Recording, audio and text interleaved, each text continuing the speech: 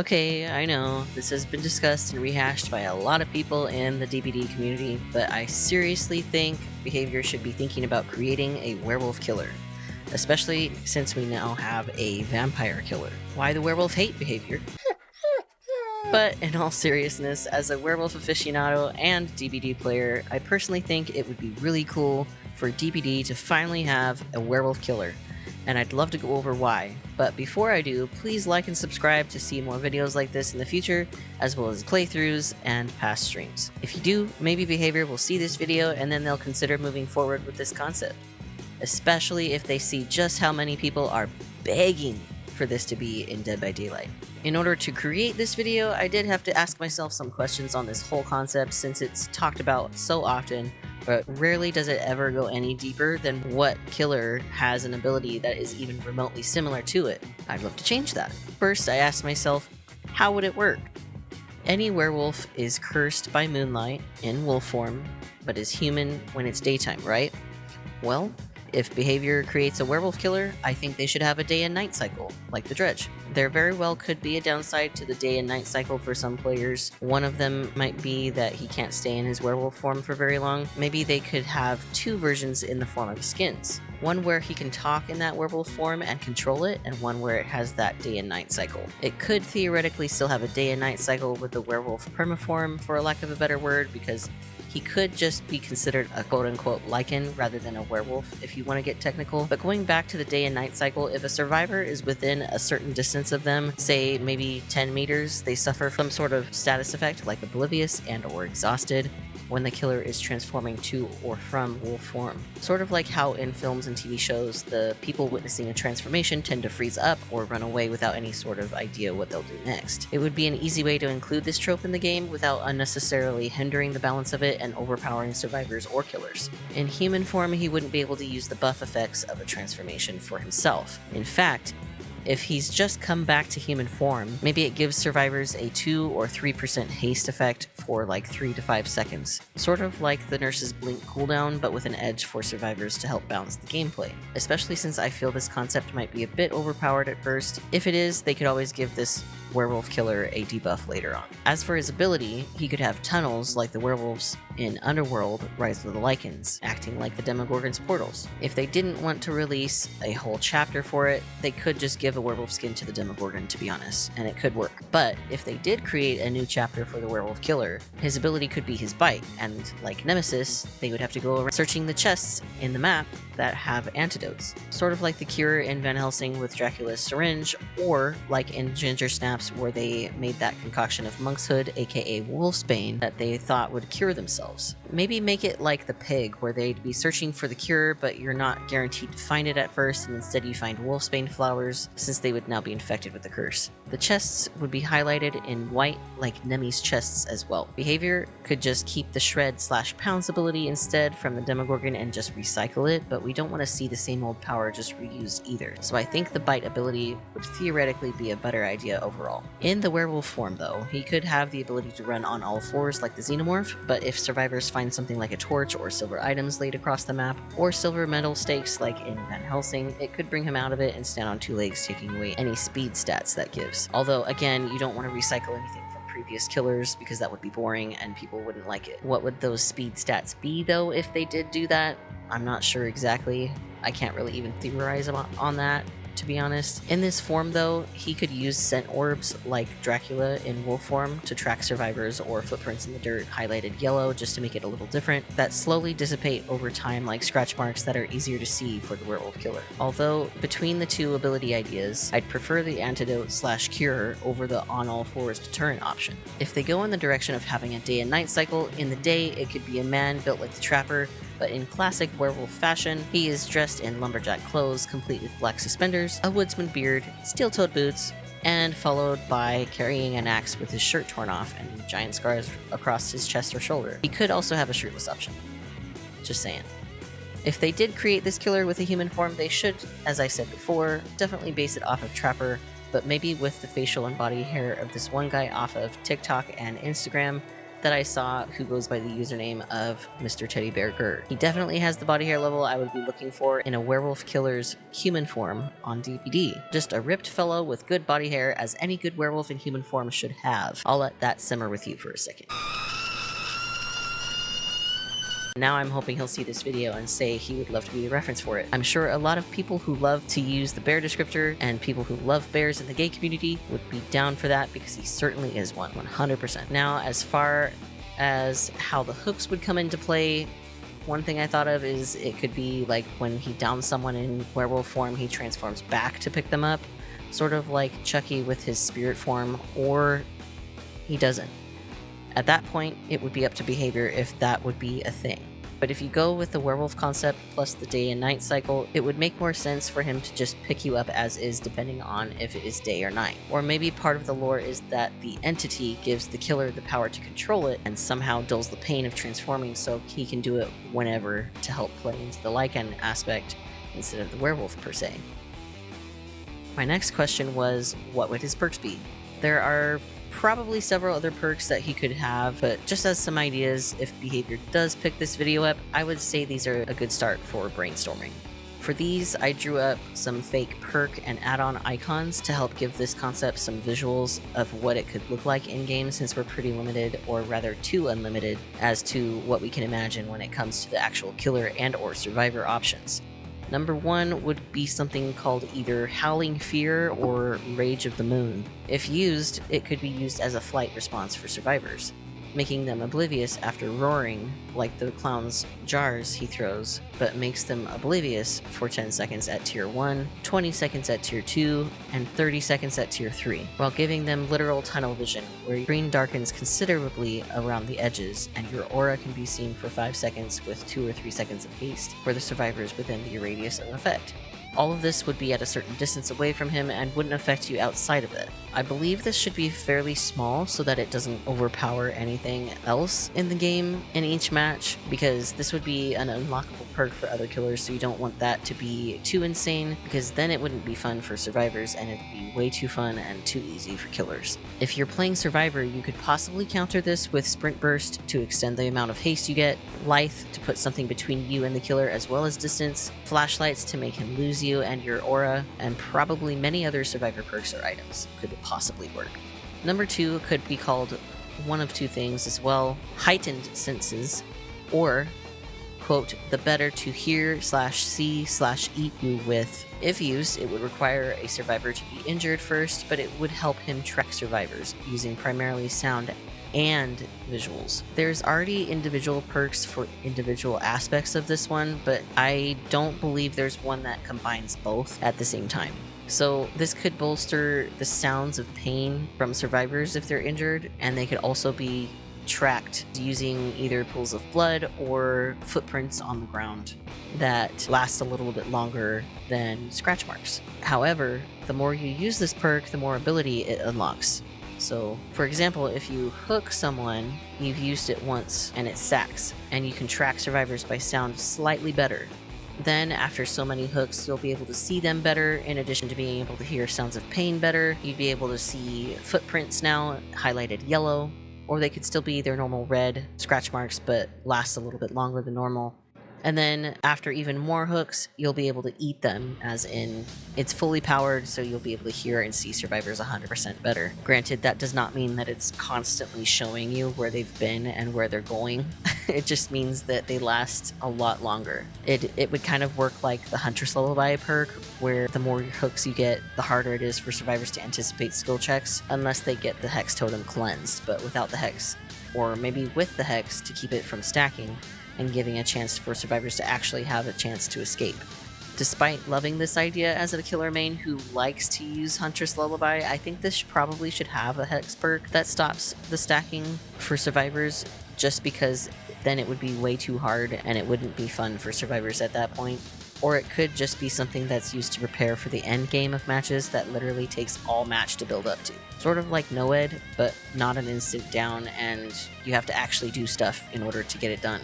It's probably something that would feel overpowered insanely at first until people figured out how to counter it. Kind of like how Devour Hope is insane if you can't find the Hex Totem. They could also make it specifically a perk that uses the obsession mechanic, and it switches when you hook survivors so that it doesn't encourage tunneling. Although you could counter this by using a variety of survivor perks, such as Head On to stun them and give you a chance to hide or gain distance, Dead Hard to take an extra hit if you aren't as confident in getting away or looping, Distortion to hide at least your aura, etc. I personally think it would be better as a build-up perk that's similar to Freddy's perk Remember Me, but without the obsession mechanic, and specifically only when you hook survivors, since werewolves tend to hunt people down instead of just injuring them 99% of the time. To me, that makes more sense thematically, making downing each survivor a sort of mini hunt each time, which coincidentally is what killers do in the game. The third perk I came up with is something called Bright Eyes. It could be called something else, let me know if there's a better name for it. If used after your ability is powered up as the werewolf killer in either form, human or werewolf or lichen, depending on the person, you could use this to make the world brighter, but only for you for a few seconds. Sort of like how the Dredge can see you bright as day in the night cycle, but a bit more frequent. This would probably need a 90-second cooldown at least. Basically an aura reading perk, but without auras. Like, you can't see through things, but as soon as they walk out from behind something, you'll be able to see them. Bright as heck.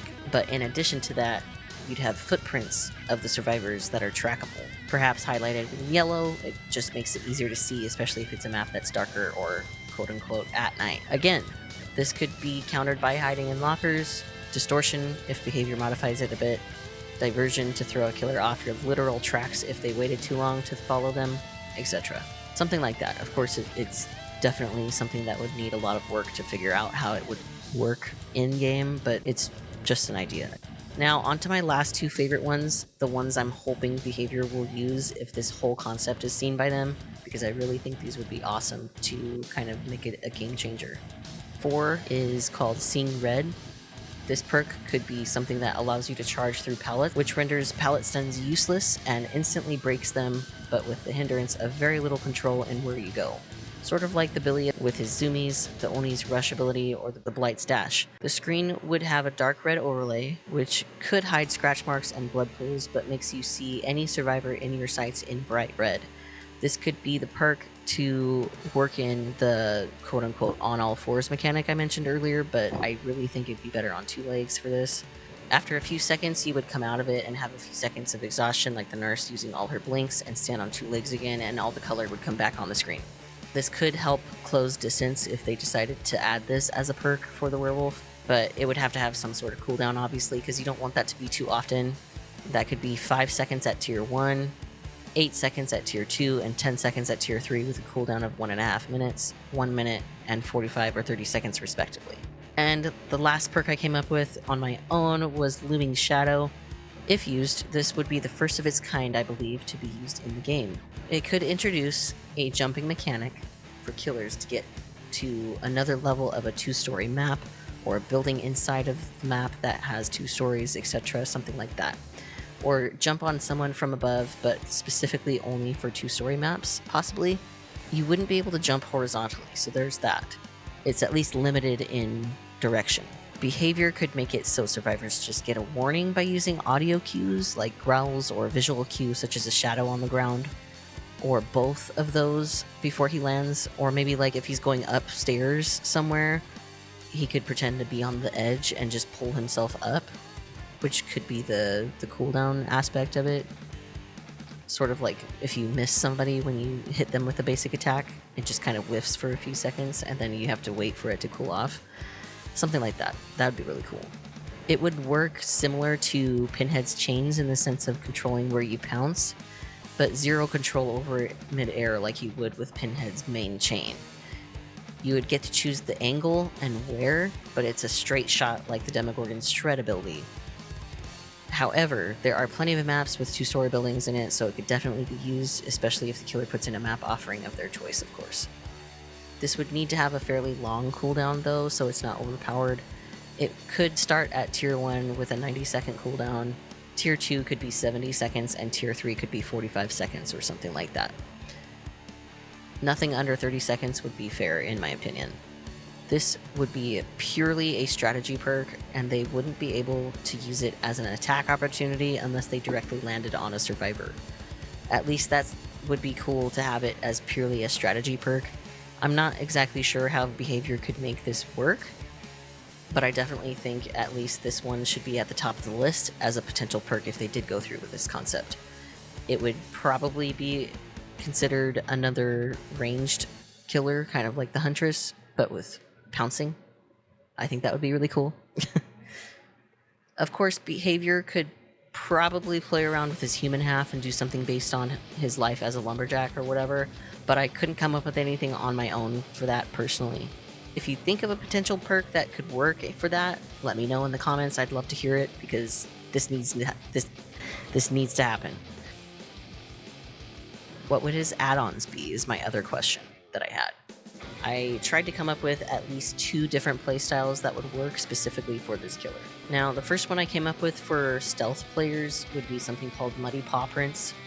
It helps with stealth, similar to the Insidious perk, but after transforming, it would make him undetectable for 10 seconds or so. Sort of like how Darkness Revealed works after checking lockers, but without lockers and only for a short amount of time.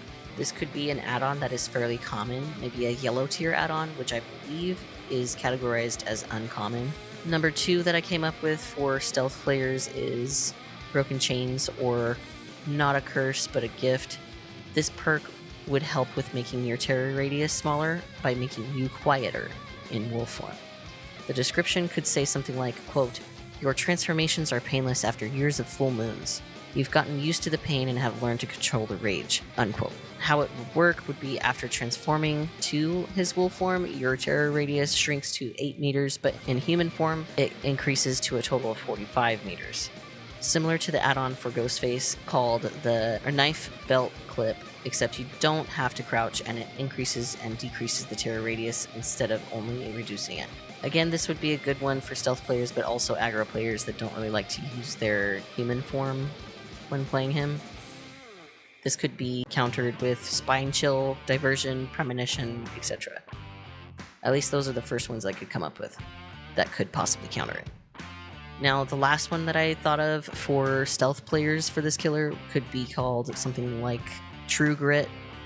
This could be an iridescent add-on where it silences an audio cue for transformations, making it difficult for survivors to anticipate what form you're in, like the Wraith's add-on to silence his bell ringing if they decided to go with the night and day cycle. As an example of kind of compounding these together, Muddy Paw Prints and Broken Chains would be great together because of your undetectable status, in addition to your terror radius getting smaller, plus being added with the perk from earlier, Howling Fear or Rage of the Moon, whichever one you like, making survivors oblivious, so they'll never know where you're coming from, if at all. In addition to that, the perk Looming Shadows from before and Broken Chains compounded with True Grit as add-ons would be pretty scary and could definitely give Scratch Mirror Myers or Silent Bing Bong a run for their money on jump scaring survivors. For purely aggro players, there's a few that I came up with for that as well that might work for players like this. The first one would be called Wolf Pelt. This could be an add-on that prolongs the night cycle and helps you stay in wolf form longer, just to kind of help those who like the werewolf aspect more than anything else, like myself. I'd probably use the crap out of this. Again, this could be countered with silver items or fire or wolfsbane from chests, depending on which direction behavior would go on this. Number 2 is called Bloody Claws. This could be used to make survivors suffer from the mangled status effect after getting injured in either of his forms. They would have to heal themselves before you find them again. This could also be countered with Ferocious Tenacity, Unbreakable, or any of Claudette's healing perks, or medkit add-ons that increase healing speed. Human Femur, or Rotting Bones, depending on which one you like for this third one. This could be used to make survivors suffer from the broken status effect after getting hooked that only lasts so many seconds. Human Femur and Bloody Claws, for example, put together would be great for keeping pressure by making survivors focus more on healing and hiding rather than working on gens. Another example could be Wolf Pelt, Bloody Claws, and the perk from earlier, the Better to Hear /C/Eat You With, would be fantastic together too, to keep them broken and focused on avoiding you rather than working on gens. Honestly, these were just a few perks and add-ons that I could come with on my own, but they are obviously just brainstorming ideas that would need some serious work to make them playable in the game, but I really hope these are good for behavior to actually at least think about using.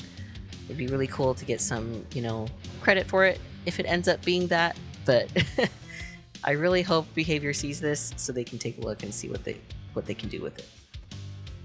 Now, one of the other questions I had was, what would the Mori look like?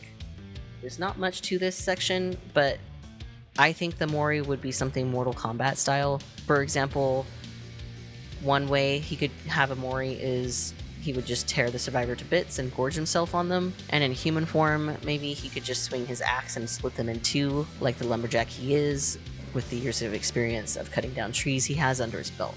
Or he just bites them, the full moon is shown, and they instantly transform and then run off into the night. Or they just die mid-transformation, showing their twisted body twitching on the ground. One last option is that he could just slash their throat after transforming, or rip their throat out after transforming, but that would be kind of boring in my opinion. Since we've been talking about the mechanics of this so much, I did want to actually get into the meat of the matter as far as what it would look like. If he did have a perma-wolf form, for lack of a better term, like I said, he could still have his lumberjack clothes on, but they would be ripped and possibly covered in blood, and he could still carry an axe, but at that point it would be really redundant, so his claws and fangs would be sufficient. If they do a licensed chapter of Van Helsing, not only would they have the werewolf look from that movie, they could also possibly get more licenses to have other werewolf skins eventually, like from The Howling, Ginger Snaps, Underworld, or Being Human, whether that's the US or BBC version. And corresponding with that, they could have Celine from Underworld, Bridget and or Sam from Ginger Snaps, although, spoiler alert, Sam dies, so that wouldn't be survivor worthy to many in my opinion. And Michael from Underworld Evolution might be an option as well, but before he's turned into a hybrid. This killer survivor duo could have skins from the 2010 movie The Wolfman as well. The werewolf skins could be Lawrence or his father in wolf form, and the survivors could be Gwen Conliffe or Ben Talbot. Again, Ben doesn't have much screen time, so he's not a big one that would theoretically make it as a survivor skin since he dies at the beginning, which makes him come back to investigate what happened to his brother. But there are so many possibilities that they could go as far as IP. But personally, I'd love to see an American Werewolf in London one. They should have different looks to them to let people who like more wolfish werewolves be happy, while also making people who like more man-like werewolves be happy too. They could make him look wolfish in human form too. I think that would be really cool. That would be badass. Either black eyes or yellow eyes with fangs and pointy ears, as if he's holding the transformation back before he unleashes it on unsuspecting survivors. In the survivor side of things, on that same thought process, if they got the IP license for Underworld and they were able to use Michael, he could still have a human skin or his hybrid skin as options in-game. I personally think it could still work with that because he's still surviving as a hybrid in the film, and maybe that could introduce a fighting back mechanic where a survivor could hit the killer and stun them, or at least slow them down for a few seconds. I think that would be pretty cool. Although I could see that being abused on the survivor side of things, especially if it's a Swift team and they're on comms and it happens to be a bully squad. But in any case, I believe that the werewolf killer, or any killer for that matter, would still be able to win considering how the other stun mechanics work. No matter what it is, it only holds off the killer for so long. If they did have that mechanic though, it would be probably something like a cooldown of 120 seconds for tier 1, 90 seconds for tier 2, and 60 seconds for tier 3. I feel like that would be fairly reasonable so that we avoid that issue altogether. Now, going back to the look of things for the werewolf skins, if Behavior were to make their own without any IP influence directly, I would say they should also have different levels of fur color, snout length, and whether or not it has a tail. Perhaps slowly introducing more skins to the killer as time goes on, like they do with the other killers, especially since there are so many different types of werewolves in the entertainment industry. That would be awesome. Same for the human half. Players could still have a choice on if he has facial hair, if they're even male or female, hair length, etc. The other question that I had is, what would it sound like? Now, as far as what he would sound like, I would prefer he sounded absolutely bestial, guttural even in werewolf form. In human form, perhaps just a gruff voice of a man who's worked for years hurling axes to cut trees, or a hunter, something like that. Or even someone who has smoked 10 packs a day for all I care. If he were to have that alternate form though of a Lycan, and he had lines, I'd prefer him not to sound like the werewolf from The Witcher 3 because it was just too much snorting and sounded more pig-like than I care to hear personally, despite the voice acting being really on point.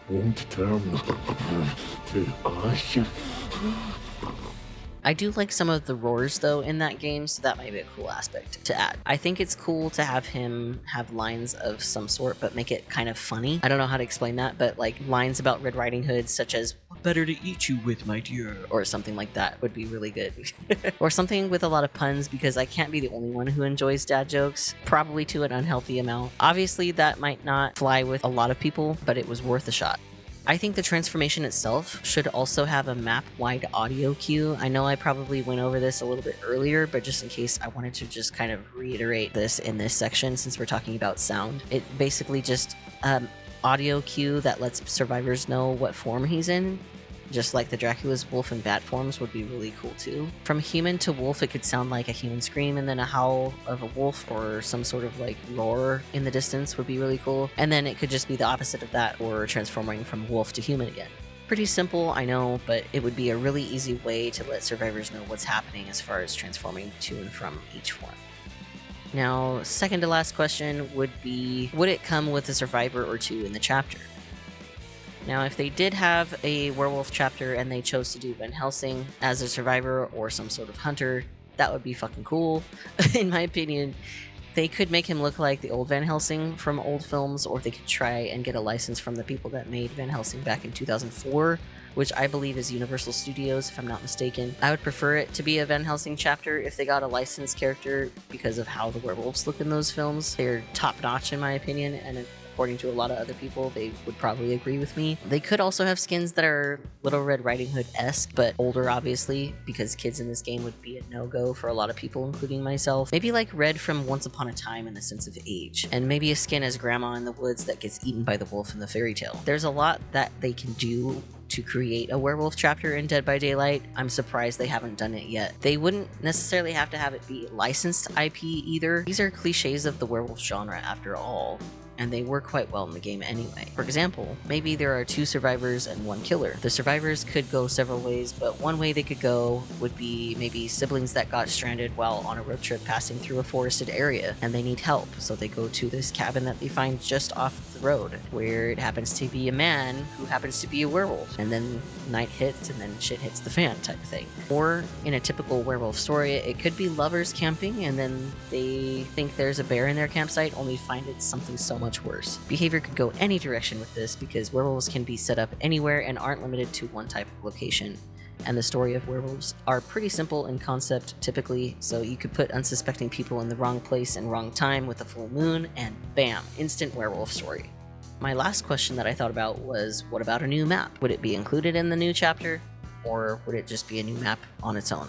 There's several ways they could do this. I personally think it'd be really cool to have an estate of some sort be the map, either the Talbot estate or the vampire castle from Underworld Rise of the Lycans, or Dracula's castle in Van Helsing. Talbot estate is easier to imagine though, with lots of corridors and places to find silver or chests, since that would fit better with the location as far as looks wise, rather than just a forested area with random chests sitting out in the open like RPD or Midwich. It wouldn't have to be IP either, just a random estate would be sufficient. They could just create a backstory with the same idea but different characters and circumstances, like they did with Billy or Trapper, since Billy is based off of Leatherface and Trapper is based off of Jason. At least that's what the DBD community has come to understand. For example, like someone inherited their late parents' estate and it's cursed and they don't know how, but suddenly they are able to change into a werewolf or something like that. It's like a family curse that's passed down once the parents are dead or something like that. I don't really know, but just something new would be nice.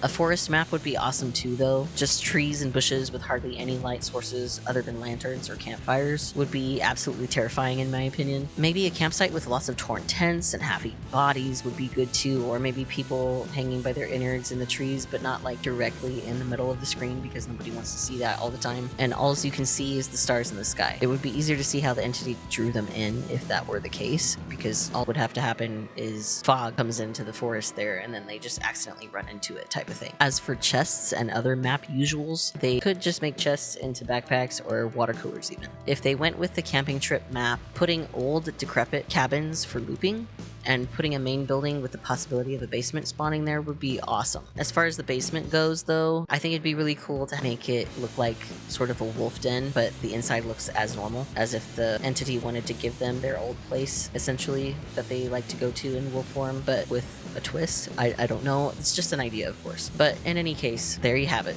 A werewolf chapter concept for Dead by Daylight. What do you think? Is there something you'd like to see other than what I've listed here in the video, or is this even realistic at all? What other ways can a werewolf killer look or work?